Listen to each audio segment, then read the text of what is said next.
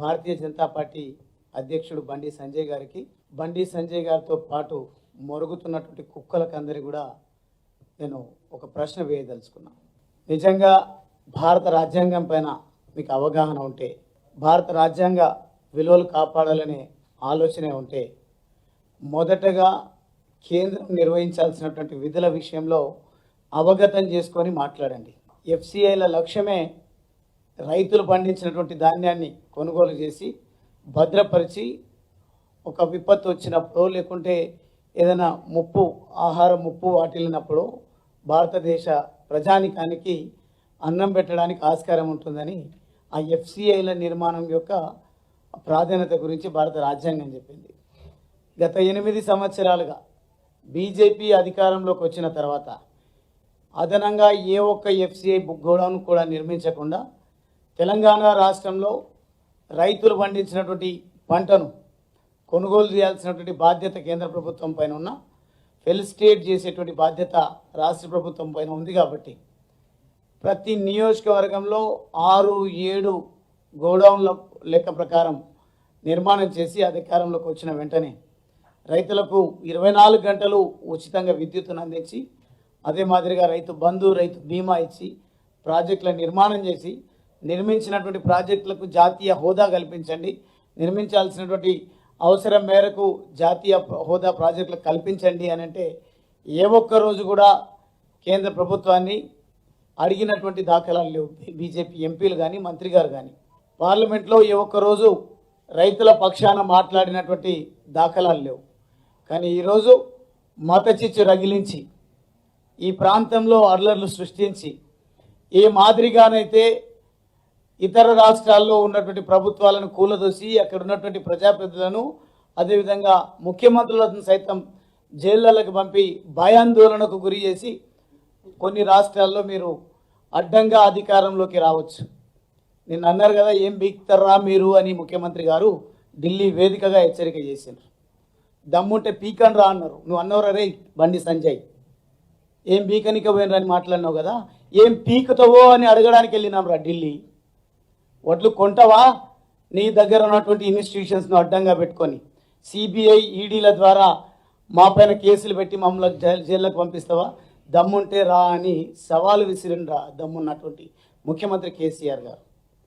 తెలంగాణ రాష్ట్ర సమితి అధినేత గురించి పదే పదే మాట్లాడుతూ కొంత వార్తల్లో వ్యక్తిగా మిగిలేటువంటి ప్రయత్నం చేస్తే చెయ్యి, కానీ ఈరోజు సమాధానం చెప్పు.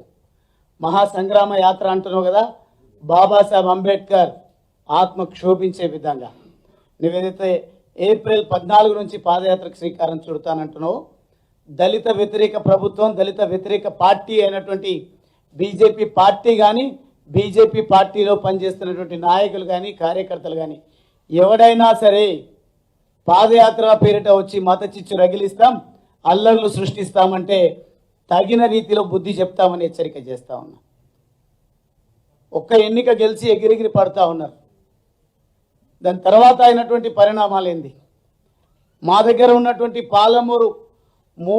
పాలమూరు, హైదరాబాదు, నల్గొండకు సంబంధించినటువంటి ఎన్నికల్లో, ఎమ్మెల్సీ ఎన్నికల్లో మీకు ఏ గతి, రంగారెడ్డికి సంబంధించి ఏ గతి పట్టిందో, మీ స్థానికంగా మీరే ఉన్నప్పటికీ, ఎమ్మెల్సీగా రామచంద్రరావు గారు ఉన్నప్పటికీ వాణీదేవి గారిని గెలిపించింది యువత. గ్రాడ్యుయేట్స్ అందరూ కూడా విఘ్నులు కాబట్టి 2 కోట్ల ఉద్యోగాలు ఇస్తామని చెప్పినరు. ఎవరికి ఉద్యోగం ఇచ్చిండ్రు, ఎక్కడిచ్చిండ్రు అని ప్రశ్నించారు ఆ ఎన్నిక ద్వారా. మొత్తంగా మీ సిట్టింగ్ స్థానమైనటువంటి రంగారెడ్డి, హైదరాబాద్, మహబూబ్ నగర్ జిల్లా ఎమ్మెల్సీ ఎన్నికల్లో వాణీదేవి గారిని గెలిపించడం జరిగింది. ఏమైందిరా నిజంగా మీకు ప్రజాదరణ ఉంటే, ఇక్కడ నిజంగా ముఖ్యమంత్రి గారి పైన వ్యతిరేకత ఉంటే, రాష్ట్ర ప్రభుత్వం పైన వ్యతిరేకత ఉంటే ఏదిరా కులమానం? నీ అరుపులు పెడబొబ్బులా? నీ ఇష్టం వచ్చినటువంటి భాషన?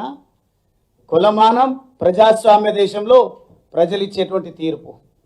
ఒక్క ఎన్నిక గెలిచి పెద్దగా ఎగిసిపడతా ఉన్నారు. రాబోయేది బీజేపీ ప్రభుత్వం అంట. ఉందారా దమ్ము మీకు? కేసీఆర్ గారు 2018లో సవాలు విసిరి మిమ్మల్ని 1-2కు మించి గెలిచే పరిస్థితి లేదని చెప్పిండ్రు. ఇప్పుడు కేంద్రంలో మంత్రిగా వరగబెడుతున్నటువంటి కిషన్ రెడ్డిని కూడా ఓడించినటువంటి చరిత్ర ఈ ప్రాంత ప్రజానికాంది, ఓటర్ మహాశయులది. ఎన్నికలే లక్ష్యంగా పనిచేస్తూ ఎన్నికల యావతో మొరుగుతున్నటువంటి కుక్కలు నోటికి వచ్చినట్టు మాట్లాడడం కాదు, రాజ్యాంగ విలువలను లక్ష్యాలను కాపాడేటువంటి ప్రయత్నం చేయండి. భారత రాజ్యాంగానికి తూట్లు పొడిచేటువంటి ప్రయత్నం చేస్తే బిడ్డ ప్రజాక్షేత్రంలో మిమ్మల్ని బొంద పెడతామని ఈ సందర్భంగా హెచ్చరిక చేస్తా ఉన్నాం. మత చిచ్చు రగిలించడమే కాదు, ఈరోజు దళితులపైనటువంటి చులకన భావం, రిజర్వేషన్లు ఎత్తేసేటువంటి కుట్ర, ప్రైవేటీకరణ పేరిట మీరు చేస్తున్నటువంటి ద్రోహం ఏందో భారతదేశ వ్యాప్తంగా ఉన్నటువంటి దళితులకు బడుగు బలహీన వర్గాలకు పూర్తి స్థాయిలో అవగతం వచ్చింది. హాయ్ ఫ్రెండ్స్, మా టుడే టుమారో యూట్యూబ్ ఛానల్ చూస్తున్నందుకు చాలా థ్యాంక్స్. మరిన్ని లేటెస్ట్ వీడియోస్ కోసం వెంటనే సబ్స్క్రైబ్ చేయండి. అలాగే ఈ బెల్ ని కూడా రింగ్ చేసేయండి. మా నోటిఫికేషన్స్ అన్ని మీ మొబైల్లో వస్తాయి. అలాగే మా వీడియోస్ మీకు నచ్చితే లైక్ చేయండి, షేర్ చేయండి, నచ్చకపోతే కామెంట్ చేయండి.